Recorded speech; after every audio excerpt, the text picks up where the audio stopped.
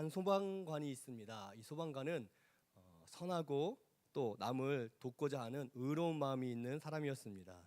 그리고 체력 단련도 평소에 늘 열심히 했습니다.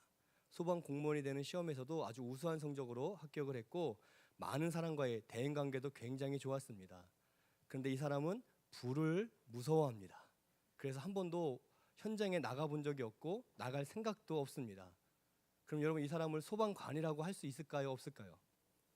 비록 소방관의 옷을 입고 있다고 해도 또 많은 다양한 장점이 있다고 해도 불을 무서워해서 현장에 나가지 못한다면 이 사람은 소방관 옷은 입고 있는 사람이지만 그러나 그 사람을 향해서 소방관이다라고 말하기는 쉽지 않을 겁니다. 우리 예수님을 믿는 사람도 이와 같습니다. 그리스도인으로서 좋은 성품, 상냥하고 긍정적인 태도, 남을 돕고자 하는 긍휼의 마음, 선한 마음, 또 성실해서 맡겨진 일들에 충성하고 또 자기를 낮출 수 있는 겸손이 있다면 우리 예수 믿는 사람에게는 큰 장점이 되는 거죠. 그런데 정작 그 속에 믿음이 없다면 그 사람은 이 수많은 장점으로 인해 착한 사람, 평판이 좋은 사람은 될지 모르지만 그리스도인, 참된 의미에서 신자, 성도라고 말할 수가 없습니다. 그만큼 믿음이 중요하기 때문에 그렇습니다. 다른 장점이 다 있어도 믿음이 없다면 신자라고 말할 수가 없습니다. 그리스도인이라고 말할 수가 없다는 거죠. 히브리서 말씀에서는 믿음이 없이는 하나님을 기쁘시게 할 수 없다라고 분명히 가르쳐주고 있습니다. 아무리 좋은 달란트를 가지고 좋은 열매, 선한 열매를 많이 맺고 좋은 성품이 있다고 해도 그 안에 사랑이 가득하다고 해도 믿음이 없으면 하나님을 기쁘게 할 방법이 도무지 없다는 거예요. 좋은 성품, 좋은 열매, 좋은 성격, 성실하고 겸손하면 사람들에게는 기쁨이 되지만 그러나 그 속에 믿음이 없으면 아무것도 아닌 것을 히브리서에서는 분명히 말씀해주고 있습니다. 그래서 우리가 신앙생활하면서 정말 믿음이 무엇인가, 나는 정말 믿는 자로서 합당하게 살아가고 있는가, 이 점검을 우리는 늘 해야만 한다는 거죠. 오늘 말씀은 믿음에 대해서 우리에게 교훈을 주고 있습니다. 오늘 말씀은 마가복음 마지막, 이제 예수님께서 십자가에서 돌아가신 후에 3일 만에 부활하신 직후의 이야기가 기록이 되어 있습니다. 9절에 보니까 예수님께서 부활하신 주일 아침에 막달라 마리아가 예수님을 만났다 기록하고 있습니다. 왜 하필 막달라 마리아가 예수님을 만났는가? 막달라 마리아만이 예수님을 만나기 위해 예수님이 돌아가신 그 무덤으로 나왔기 때문입니다. 다른 제자들은 두렵고 또 슬퍼서 각자 처소에서 숨어 있었는데 마리아만은 비록 예수님 돌아가셨지만 내가 그 돌아가신 분 다시 한번 보고 싶다 하는 마음으로 무덤으로 나아갔다는 거죠. 그래서 막달라 마리아는 예수님을, 부활의 주님을 만날 수가 있었습니다. 그리고 그 마리아는 너무 기뻐서 울고 있는, 여전히 슬픔 가운데 있는 제자들에게 뛰어가서 이야기합니다. 예수님이 부활하셨다. 그리고 내가 지금 만나고 왔다. 소리치고 간증하고 또 소개하고 있습니다. 그런데 11절 말씀을 보니까 그럼에도 그들은 예수께서 살아나셨다는 것과 마리아에게 보이셨다는 것을 듣고도 믿지 않았다라고 분명히 기록하고 있습니다. 저 여자가 헛것을 봤나 보네, 지금 무슨 소리 하는 거야? 라면서 믿지 않았다는 거죠. 그리고 12절에는 또 다른 두 명이 나옵니다. 이 두 명은 시골로 가는 길에 예수님을 만났다 기록하는데 누가복음에 보면 엠마오로 가는 또 다른 제자인 것을 가르쳐주고 있습니다. 예수님에게는 12제자 말고도 한 120명 정도 늘 예수님 근처에서 따라다녔던 제자들이 있었습니다. 아마도 그렇게 12제자가 아닌 이름 없는 또 다른 제자 두 명이 낙심해서 엠마오로 가는 길에 예수님께서 그들을 만나 주셨습니다. 이 사람들도 너무 기쁘고 또 너무 이 복음의 소식을 알리기 위해서 남은 제자들, 다시 예루살렘으로 돌아가서 숨어있는 제자들, 그 사람들에게 가서 예수님이 부활하셨음을 가르쳐주고 선포했는데 13절에 보니까 두 사람이 가서 남은 제자에게 알렸지만 역시 믿지 아니하였다. 그냥 믿지 않은 게 이들도 역시 믿지 않았다라고 성경은 분명히 기록하고 있습니다. 예수님이 화가 나셨던 것 같아요. 14절에 그 후에 예수님이 직접 이 11제자에게 찾아가십니다. 그러면서 그들에게 나타나사 그들의 믿음 없는 것과 마음이 완악한 것을 꾸짖으셨다 분명히 기록하고 있습니다. 예수님께서 그 믿음 없는 것과 완악한 것을 혼내고 계십니다. 그 이유가 뒤에 나오는데 이는 자기가 살아난 것을 본 자들의 말을 믿지 아니하였기 때문이다. 예수님이 살아났음을 분명히 보았던 각각 다른 제자들, 다른 사람들의 말을 듣고도 그들은 역시 여전히 믿지 않았기 때문에 예수님께서 그들에게 질책하시고 꾸짖고 계신 거죠. 특별히 그들의 믿음이 없는 것이 곧 완악한 것이다 라고 말씀하십니다. 믿음이 없는 걸로 끝나지 않고 그것이 얼마나 완악한 일이냐라면서 예수님께서 화를 내고 계시죠. 이 11제자들, 가룟 유다가 죽고 남은 이제 11제자들은 공생의 기간에 예수님을 믿었던 사람들입니다. 예수님 곁에서 3년 동안 따라다니면서 예수님을 믿었던 제자들이었죠. 그래서 제자로서 예수님의 사역에 동참했고 기적의 현장에서 그 기적을 목격했고 또 때로는 기적의 주인공이 되어서 귀신을 직접 쫓아내기도 했던 제자들이었습니다. 그들은 예수님을 믿었기 때문에 따랐던 건데 마지막 순간, 가장 중요한 순간에는 예수님을 믿지 않았음을 기록해주고 있죠. 그들이 믿었던 그동안의 모습과 달리 지금 16장에서 나오는 이 믿음은 어떤 믿음이냐면 십자가의 고난 그리고 그 뒤에 오는 부활에 대한 믿음이었습니다. 다른 건 다 믿지만 십자가 고난과 죽음 그리고 부활에 대해서는 제자들은 믿지 않았던 거예요. 예수님은 제자들에게 3번이나 말씀하셨습니다. 공생의 기간에 이제 예루살렘에 가면 내가 십자가의 고난을 당할 것이고 죽게 되고 그러나 3일 만에 살아날 것이다 라고 분명하게 3번이나 말씀하셨습니다. 제자들은 3번이나 진지하게 예수님이 말씀하셨을 때 믿지를 않았습니다. 이 제자들은 기도에 대한 가르침에는 아멘 했습니다. 믿었다는 거죠. 병자를 고치시는 기적, 그 치유 앞에서는 예수님이 하나님의 아들인 것을 분명히 믿었습니다. 예수님께서 주시는 놀라운 가르침들, 교훈들, 놀라운 기적과 이적들에는 그들은 아멘하며 예수님을 믿고 하나님을 찬양했었습니다. 그런데 십자가만은 지금 예외였다는 거예요. 예수님이 3번이나 반복적으로 말씀하셨음에도 불구하고 제자들은 십자가만은 마음에 믿음으로 담아두지 못했습니다.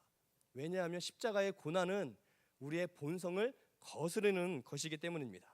그럼에도 비록 우리의 본성을 거스르는 일이지만 그러나 십자가의 고난이 있어야지만 부활의 영광이 있을 수가 있음을 예수님이 몸소 보여주셨습니다.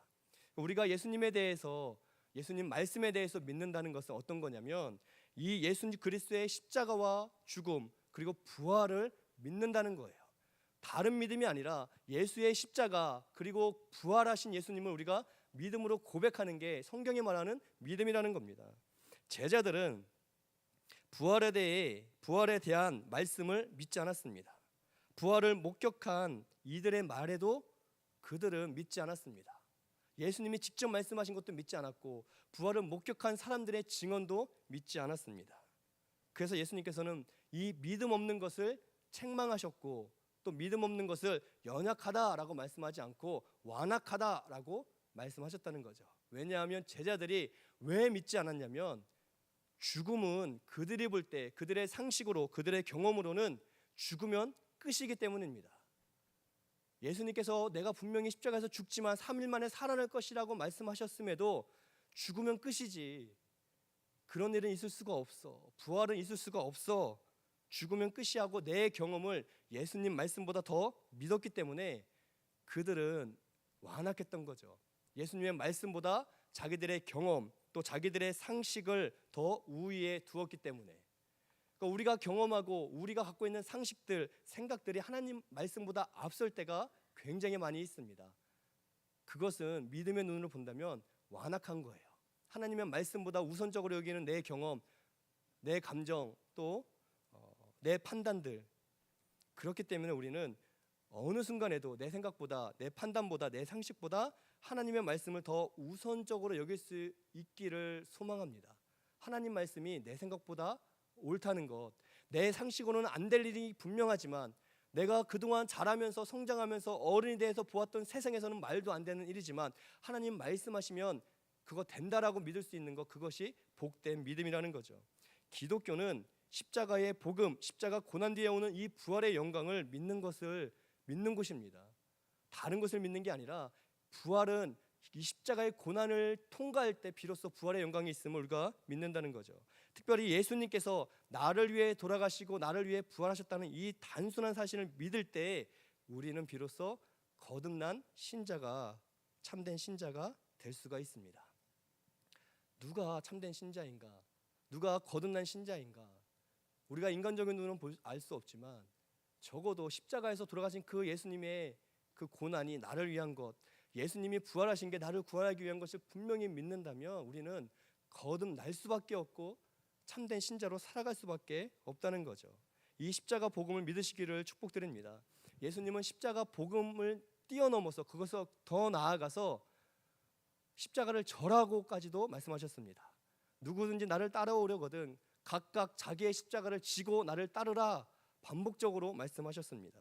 예수님께서 우리를 위해 십자가를 지신 것처럼 우리도 예수님을 위해 십자가를 져야 한다라고 예수님이 도전하셨습니다. 우리 각자의 십자가가 뭘까요?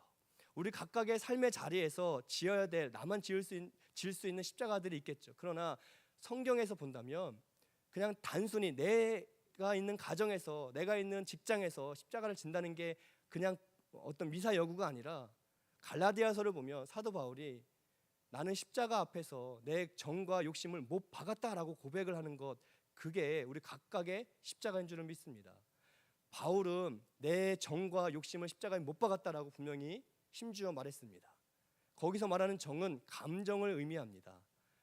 예수님을 믿고 내 이 감정을 십자가에 못 박았다, 예수님을 믿고 내 욕심을 십자가에 못 박았다라고 분명히 말하고 있습니다. 우리가 짊어져야 될 십자가는 바로 그런 십자가죠.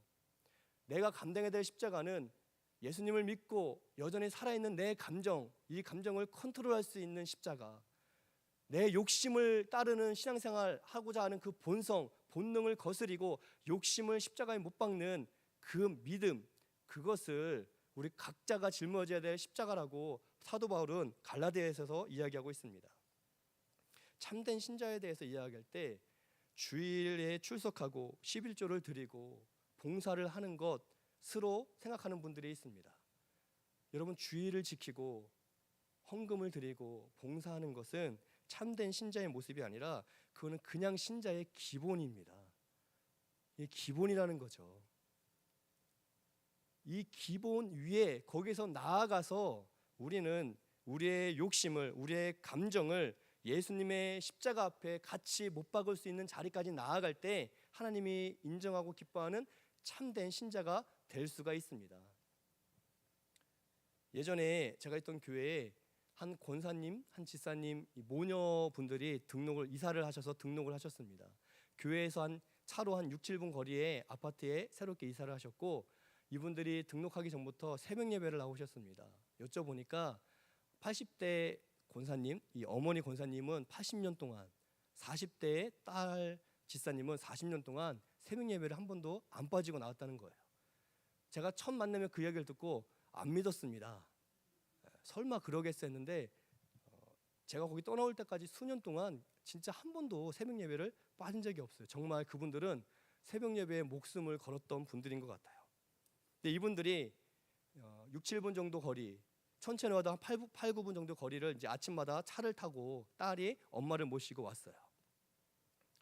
그런데 제가 있던 교회는 교회 버스로 새벽 차량 운행을 했던 교회입니다. 35인승 버스가 꽉 차도록 늘 30명, 33명 정도의 성도님들께서 새벽에 교회 차를 이용해서 이제 예배를 드리셨던 교회였어요. 만약에 우리 교회에서도 30명 정도 꾸준히 새벽 예배 오시면 차 운행 제가 하겠습니다. 네. 30명 모아오시고 하시면 제가 운행하겠습니다. 제가 이렇게 한다고 하고 이동훈 전사님 시키겠습니다. 이분들이 딱 보니까 교회 차가 운행을 하는 거예요. 그래서 부목사님, 저도 저희 엄마와 저도 교회 차 탈래요 그러시는 거예요. 그런데 교회 차 코스가 그분들이 사는 곳이 교회에서 제일 가깝지만 새벽에 출발 때는 제일 먼저 타야 되고 4, 50분 시내를 다 돌고 제일 마지막에 내리고, 그리고 집에 돌아갈 때에는 거꾸로 돌아가서 제일 마지막에 내리셔야 됩니다.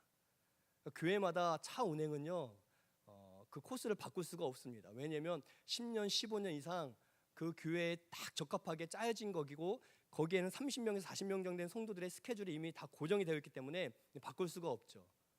근데 이분들이 타더니 이건 말이 안 된다. 우리가 이렇게 가까이 사는데 차가 돌고 마지막에 우리 집에 들려서 오고 갈 때는 우리 집을 가서 우리를 먼저 내려놓고 가라 라고 이제 권사님과 지사님이 요청을 하셨어요. 그래서 제가 그럴 수 없습니다. 왜냐하면 차 운행이라는 게 이미 그 교회에 맞춰서 10년 이상 그럴 만한 게 온갖 시행착오를 겪어서 짜여진 곳이기 때문에 거기에 맞춰서 이렇게 갈 수밖에 없는 거라고 3번, 4번 말씀을 드렸습니다.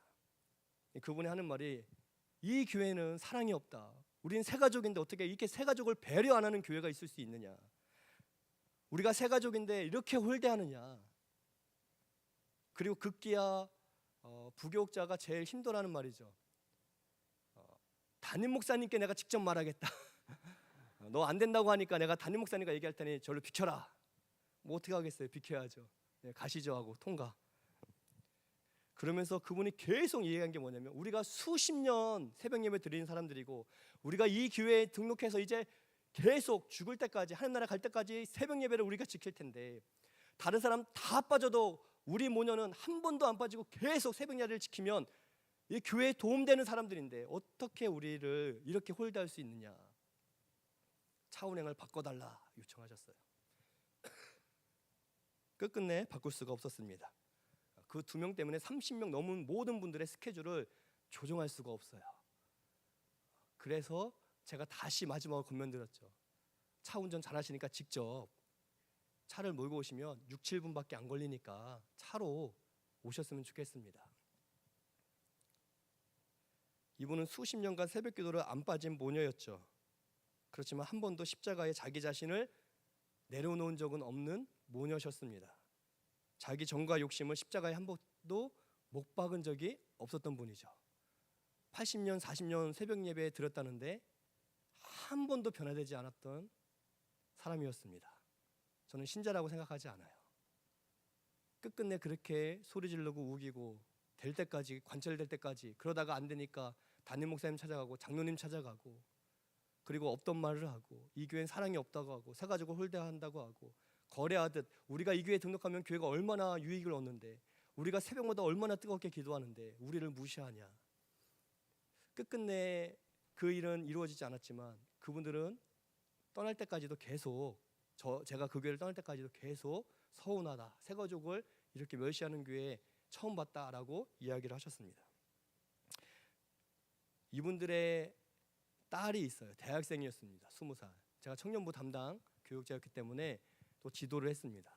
근데 그 딸은 참 착실하게 등록하자마자 유치부 교사로 섬겼습니다. 교사를 열심히 했습니다. 그리고 이제 장학생, 그 해 1학기 말 이제 장학생 후보가 되어서 그 친구가 꽤 오래도록 헌신하고 또 신앙생활도 잘했기 때문에 또 성적도 좋았기 때문에 1학기 말에 이제 장학금을 교회에서 지급을 해줬습니다. 한 5명에게 주는데 그 친구에게 주게 된 거죠. 그리고 시간이 지나서 이제 2학기가 지나고 또 장학금을 줘야 될 한 학기가 지났습니다. 근데 이 친구가 또 장학금을 신청을 했어요. 근데 제가 만류를 했습니다. 왜냐하면 연속으로 줄 수 없다라고 말을 했어요. 그 원칙은 아니지만 교회에서 주는 장학금은 다른 친구들에게도, 다른 청년들에게도 수혜가 갈 수 있도록 교회에서는 적절히 이것을 조정하고 있다. 그 친구가 고개를 숙이고 집에 갔습니다. 누가 찾아왔을까요? 저에게. 저는 80대 권사님, 40대 따님이 있는 모녀를 되게 두려워합니다. 두 분이 또 출동을 하셨어요. 왜 우리 딸이, 우리 손녀가 장학생이 안 되는지 이유를 얘기하라 그러는 거예요. 그래서 제가 연달아서 드릴 수 없습니다. 그럼 약관을 보여달라. 약관에 그런 게 다 있는지 좀 확인하겠다. 약관에 그거 기록되어 있지 않습니다. 담당 교육자와 담당 부서장과 같이 합의해서 저희가 선정합니다. 그랬더니 그분이 회심의 카드를 딱 꺼내는 거예요. 성적표를 딱 꺼내더니 우리 애의 성적표다. 성적이 좋았어요. 그 청년부 전체 중에 가장 좋은 성적은 맞았습니다. 이렇게 공부를 잘하고 교회에서 예배도 잘 드리면서 봉사까지 하는 애가 장학생이 안 되는 게 말이 안 된다. 학교에서는 성적순으로 장학금을 주는데 왜 학교만큼도 못하냐라고 이야기하는 거예요. 유감스럽게도 여기는 학교가 아니기 때문입니다라고 얘기를 했죠. 학교라면 성적순으로 장학금을 주는 게 맞지만 이 친구 보니까 성적 보니까 A급 장학금, 그러니까 전액 장학금 받았죠? 하니까 받았다는 거예요. 그러면 그걸로 충분하십니다, 집사님, 권사님. 그거 가져가시죠. 그러니까 이게 학교에서도 인정하는데 왜 교회에서 인정을 안 해주냐는 거예요. 그래서 제가 말씀드렸습니다. 교회는 장학생이라는 이름으로 장학금이 지급이 되지만 이 성적 순으로 주는 게 아닙니다. 교회는 성적 순 주는 게 아니라 봉사도 잘하고 또 신앙의 성장이 있는 친구에게 격려 차원에서 때로는 경제적으로 어려움이 있는 청년들에게는 위로를 주기 위해 또 부모님이 교회 다니지 않아서 신앙생활을 참 어렵게 하는 친구들에게는 그래 너 잘하고 있다는 칭찬의 의미로 골고루 그리고 나아가서 이 4년간 8학기의 시간 동안 모든 청년들이 돌아가면서 한 번씩은 그래도 교회가 너를 생각하고 있다, 너를 지지한다는 의미로 한 번씩은 장학금을 받도록 로테이션을 사실 돌리고 있습니다 라고 제가 설명을 드렸어요. 그랬더니 우리도 어렵다 말씀하시는 거예요. 우리도 너무 어렵다. 그러면 아파트 사셨는데 제가 그래서 사실 신방해보면 아니까 사실 신방에서 알았던 이야기를 굳이 할 필요는 없지만 그분이 당사자셔서 권사님, 집사님 저 시골에 4층짜리 빌라 있다면서요. 그 시골에 있는 게 뭐 얼마나 한다고 그래요? 그래도 그 빌라는커녕 방 한 칸도 없는 분들도 많습니다. 그게 우리 건가? 다 빚이지. 우리 빚투성입니다. 그거 사려고 얼마나 빚졌는지 모르겠어요. 그러니까 장학금 주세요. 막 이러시는 거예요. 끝끝내 제가 그 학기에는 주지 않았습니다. 그분들은 학교에서도 이렇게 성적이 최상위급이고 교회에서도 봉사를 정말 잘하는 또 예배 자리도 한 번도 안 빠지는 우리 딸이 우리 손녀를 왜 이렇게 이 교회는 홀대하냐라고 끝까지 항변하셨어요. 그분들에게는 공부를 잘하고 열심히 신앙생활을 하는 또 공부도 성적도 좋은 분명한 딸, 손녀가 있었습니다. 그렇지만 돈에 대한 욕심은 한 번도 십자가에 못 박은 적이 없는 분들이셨죠. 그 욕심은 못 박은 적이 없었던 분들입니다. 이런 이야기를 드리면 같이 공부는 하지만 사실은 여러분 이게 우리의 이야기이고 우리의 수준이에요.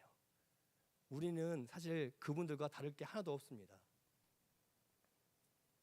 그래서 우리는 이런 이야기를 들을 때 꼭 기억할 게 있는데 그걸 거울로 생각해야 돼요. 그 모습이 내 모습인 것을 발견하는 게 축복입니다. 우리가 교회에서 화가 날 때 예수 그리스도의 복음 때문에 십자가의 고난 때문에 화난 적이 있었는지 아니면 내 감정 때문에 화가 난 적이 있었는지를 돌아보면 그분들과 다를 바가 없습니다. 내가 하나님의 나라와 의를 위해서 정말 투쟁하고 싸우는지 아니면 내 욕심을 따라서 쟁취하듯 신앙생활을 했는지를 돌아보면 그분들과 우리의 수준이 별반 차이가 없습니다. 진짜 축복은 직분을 받는 데 있지 않습니다. 여러분 직분 받는 법 제가 말씀드릴게요. 공예배 다 나오시고 11조 드리시고 봉사 한 개 하시면 직분 받습니다. 굉장히 쉬워요. 수요예배, 금요예배, 주일예배 딴 생각해도 상관없습니다. 조라도 상관없습니다. 그냥 그 자리에 있고 11조 헌금 명목으로 그냥 드리고 봉사 한 개 그냥 대충 해도 직분 받습니다. 그리고 시험 보면 학비만 내면 목회자도 될 수 있어요. 그건 축복이 아닙니다. 직분 받는 걸로 갖고는 축복이라 할 수 없어요. 불신자도 목사라는 직업이 참 좋은 직업이네 하면 예수님 안 믿어도 목사 될 수 있습니다. 장로, 권사, 안수집사 다 될 수 있습니다. 직분을 축복으로 생각하지 않으셨으면 좋겠어요. 교회에서 인정받고 높임받는 것 중요한 부분이겠죠. 그렇지만 그게 진짜 축복은 아닙니다. 세상에서 기도 열심히 하고 또 열심히 살아서 돈 많이 벌고 승진하고 출세하고 그 좋은 일이지만 그거 진짜 축복 아닐 수 있습니다. 진짜 축복은 뭐냐면 방금 말씀드린 이런 권사님, 집사님의 이야기를 들으면서 그게 거울이 되어서 나란 사람도 내 감정에 따라 신앙생활하고 눈앞에 있는 내 욕심을 따라서 신앙생활하고 있구나를 발견할 때 비로소 우리는 진짜 축복을 받을 수가 있습니다. 왜냐하면 그때 비로소 우리는 회개할 수 있기 때문에 그렇습니다. 그때 비로소 우리는 거룩하고 성결해질 수 있기 때문에 그렇습니다. 그때 비로소 우리는 예수님을 닮아갈 수 있기 때문에 그렇습니다. 내가 이미 성결하고 내가 이미 완전하고 내가 이미 예수님을 닮았다고 생각했기 때문에 지금 내가 어떤 말을 하고 있는지 내가 어떤 행동을 하는지도 모른 채 나오는 대로 감정대로 욕심대로 신앙생활을 하면서 조금도 참된 신자의 모습은 없으면서도 나 잘났다고 이야기하는 분들 굉장히 많이 있습니다. 그러나 우리의 수준은 그 정도가 아닙니다. 우리는 말씀드린 권사님, 지사님처럼 저 역시도 감정을 따라 욕심을 따라서 우리는 신앙생활하는 죄인일 뿐입니다. 그걸 깨닫고 하나님 앞에 나올 때 비로소 두 손 두고 나올 때 비로소 우리는 거룩한 하나님의 성품과 하나님의 그 거룩한 길을 갈 수가 있다는 거죠. 제자들이 예수님의 십자가의 고난과 부활을 아직도 못 믿고 있었던 이유가 여기에 있습니다. 예수님을 통해서 놀라운 기적을 보고 그 기적의 주인공도 돼보고 신나고 좋고 높임받고 예수님 옆에서 더 높은 사람이 누구냐 싸울 정도로 사람들에게 인기가 있을 때 우리 잘 믿고 있다고 생각했지만 십자가 앞에서 그들은 다 무너져 도망갔습니다. 예수님이 십자가를 지고 고난을 당하시사 죽으시고 3일 만에 부활할 것을 말씀하셨지만 듣지도 않았고 믿지도 않았습니다. 왜냐하면 그 십자가에 돌아가신 그 예수님은 나와 상관없는 일이라고 생각했기 때문에, 제자들은 아직 내가 죄인이라는 생각을 하지 않았기 때문에, 내가 죄인인데 죄인인 나를 살리기 위해 예수께서 십자가에 돌아가셨고 말씀대로 약속대로 3일 만에 부활하신 것을 내일이라고 생각하지 않았기 때문에 예수님이 돌아가신 건 유감스러운 일이고 슬픈 일이지만 한 걸음 뒤에서 나와는 상관없는 일이야 라고 생각했기 때문에 예수님의 십자가와 부활은 제자들은 아직 믿지를 않았다는 거죠. 그래서 예수님께서 너희는 믿음이 없을 뿐더러 완악하다라고 말씀하고 있습니다. 내가 좋아하는 것, 내가 높임받는 것, 내가 잘되는 것, 거기에는 믿음 있는 척 다 해놓고 십자가 고난 앞에서는 그건 예수님의 일이지 나와 관련 없는 일이지, 저 성난 군중들이 예수님을 죽인 것처럼 혹 나도 죽이면 어떡하지라며 뒤로 물러가 예수님의 죽음을 그저 슬퍼하지만 그 죽음이 나를 위한 것인 것을 받아들이지는 않았기 때문에 예수님의 부활의 기쁜 소식도 믿지를 못했다는 거죠. 예수님의 십자가가 나를 위한 것이라는 것을 알려면 그럼 왜 나를 위해 돌아가셨는가를 생각해야 됩니다. 그럼 나를 위해 왜 돌아가셔야 됐는가 생각해 보면 내가 죄인이기 때문에, 이 단순한 진리를 머리가 아니라 마음으로 정말 받아들일 때 내가 죄인이었는데, 이렇게 끔찍한 감정대로 욕심대로 신앙생활했던 죄인이었는데 이런 나를 위해 예수께서 십자가에서 돌아가신 것을 분명히 믿으면, 그리고 죄인인 나를 위해 분명히 예수께서 부활하신 것을 믿는다면 우리는 겸손히 우리에게 주어진 십자가의 길을 걸어갈 수 있을 거라고 믿습니다. 기적과 행복과 형통은 중요합니다.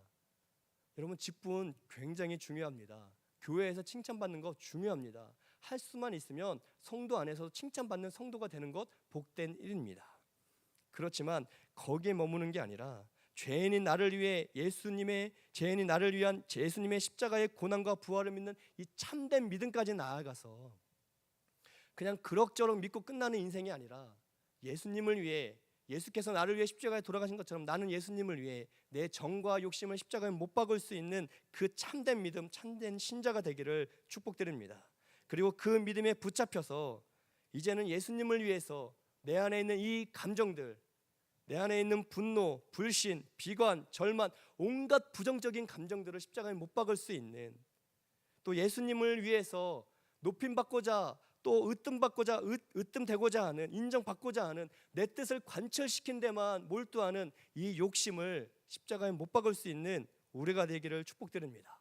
그럴 때 비로소 우리는 믿음을 붙들고 살아갈 뿐더러 그 믿음에 붙잡힌 인생, 그래서 예수님을 보며 예수님을 닮아가는 거룩하고 복된 참된 신자가 될 줄을 믿습니다. 이 거룩한 길에 우리가 함께 동행하기를 예수님의 이름으로 축복드립니다.